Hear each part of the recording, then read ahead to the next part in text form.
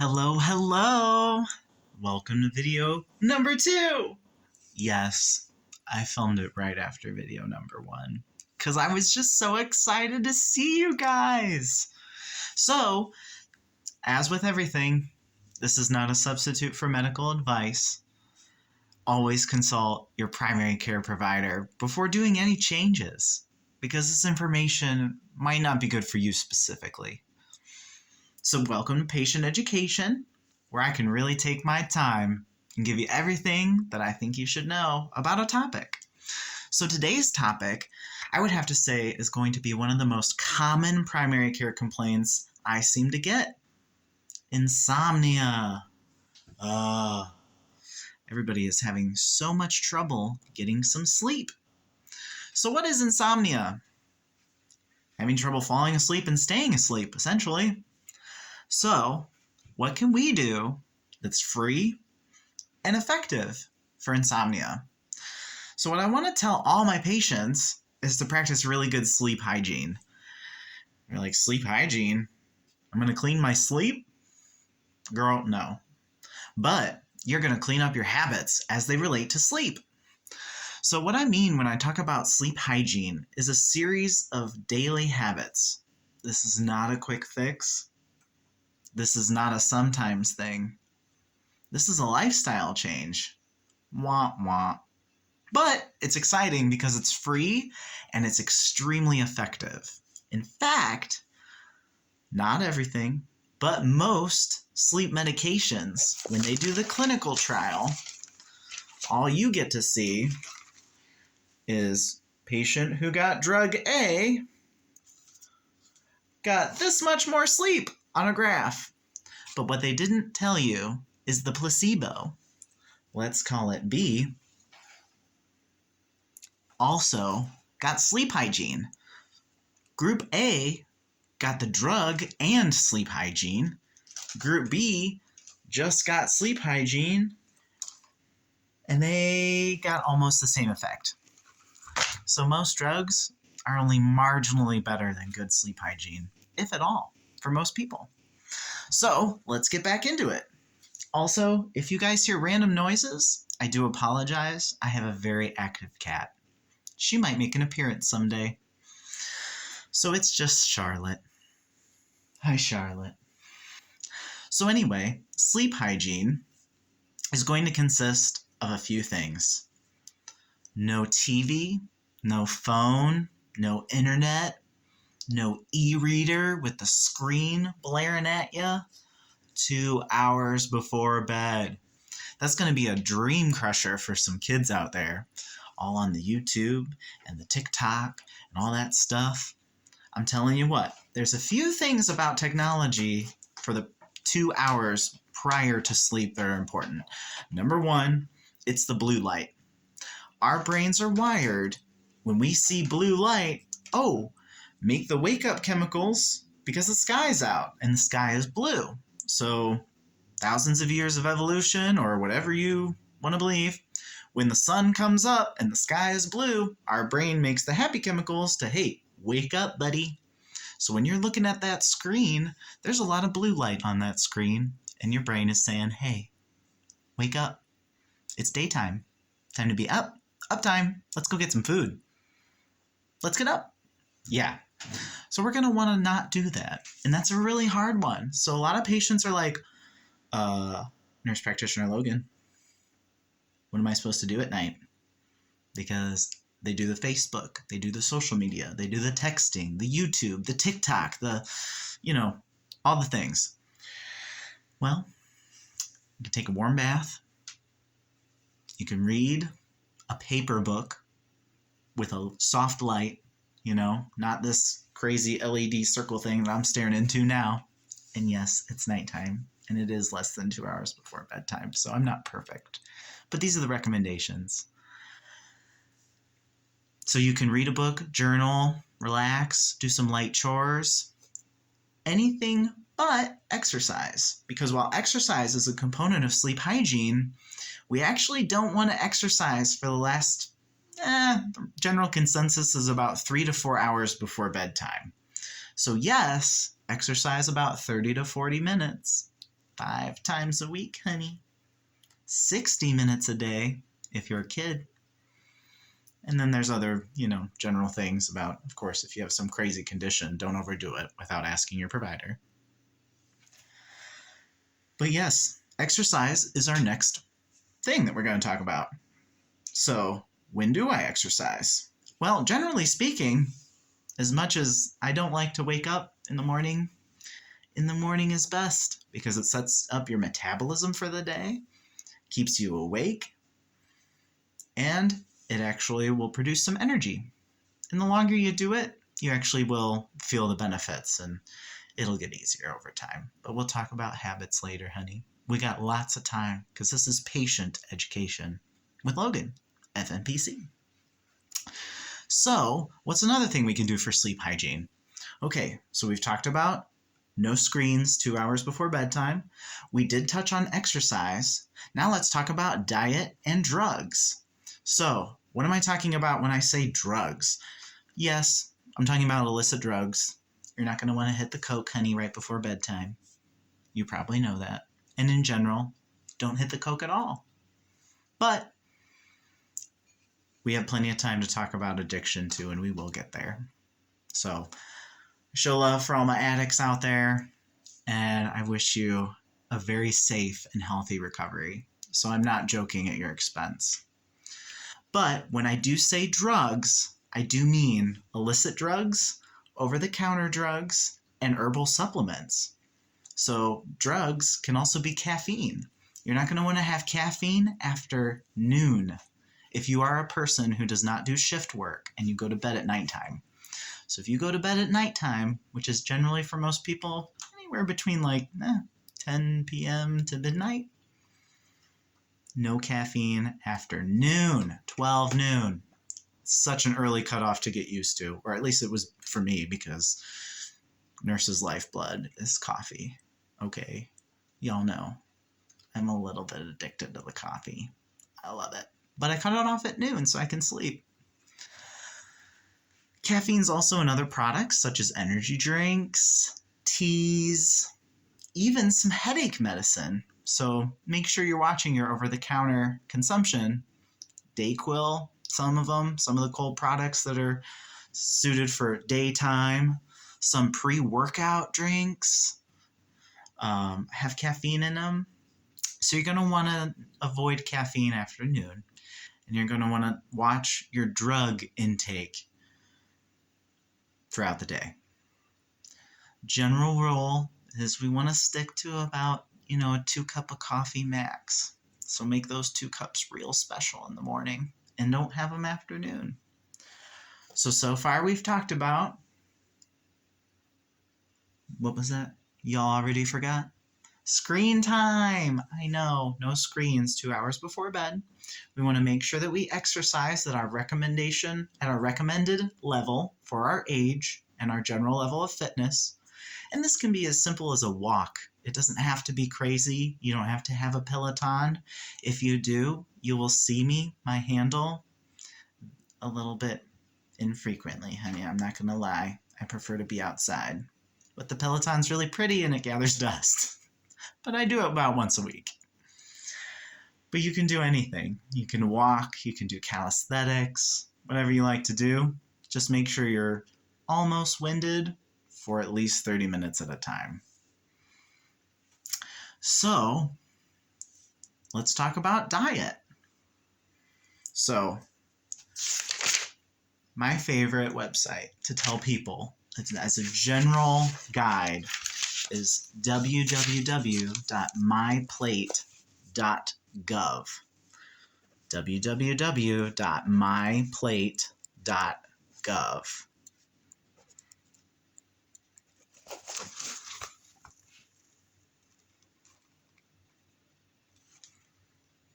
So, the basic summary.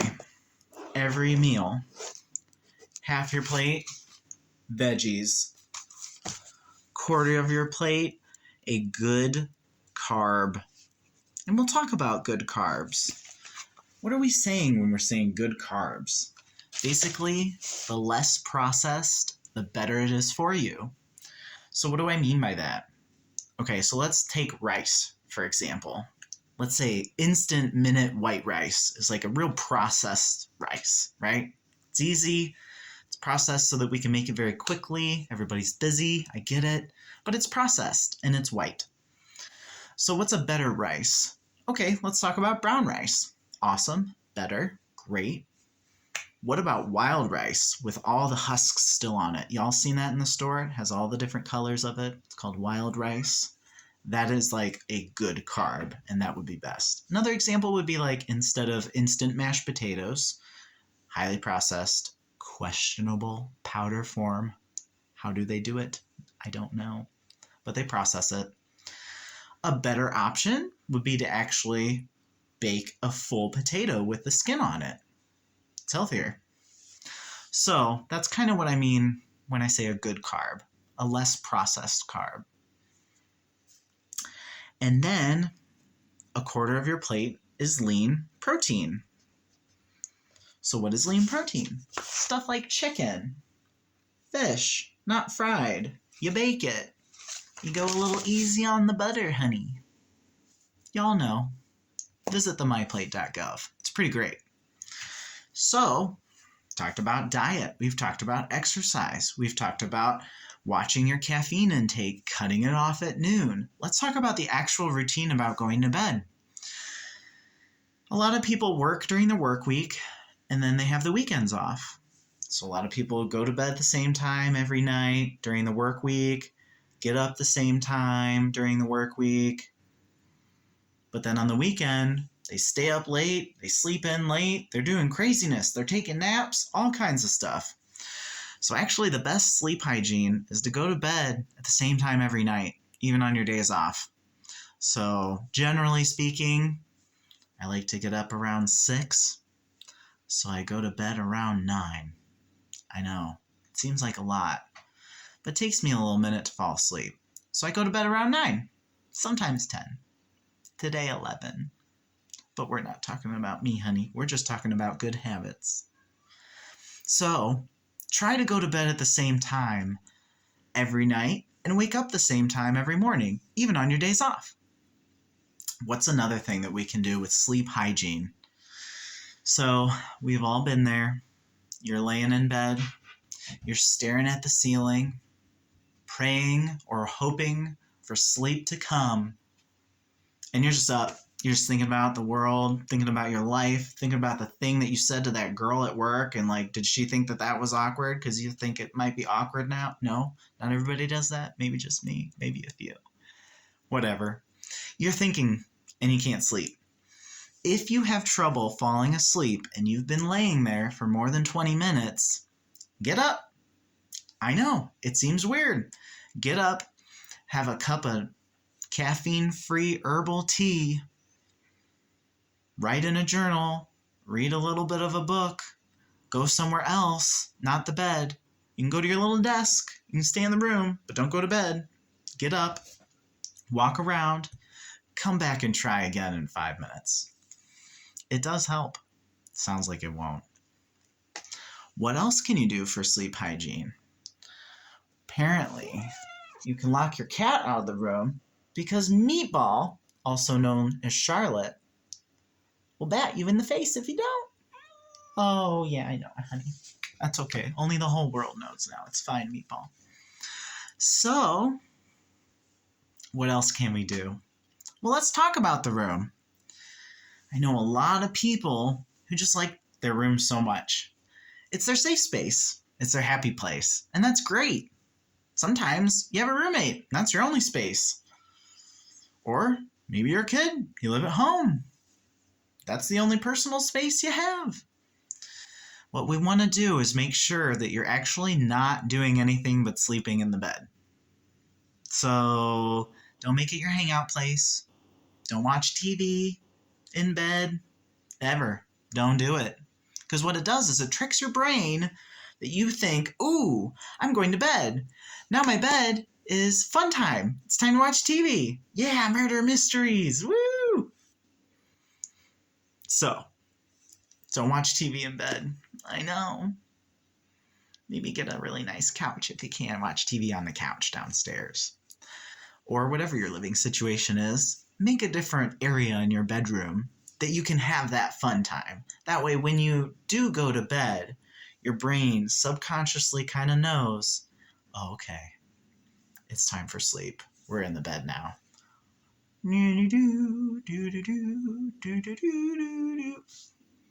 Hopefully I get better at these YouTube videos, y'all, and I don't have to just do it in one take.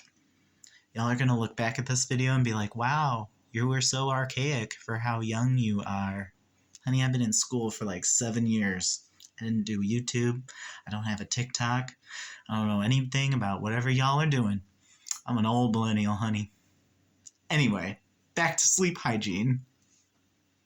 So, what else can we talk about? Well,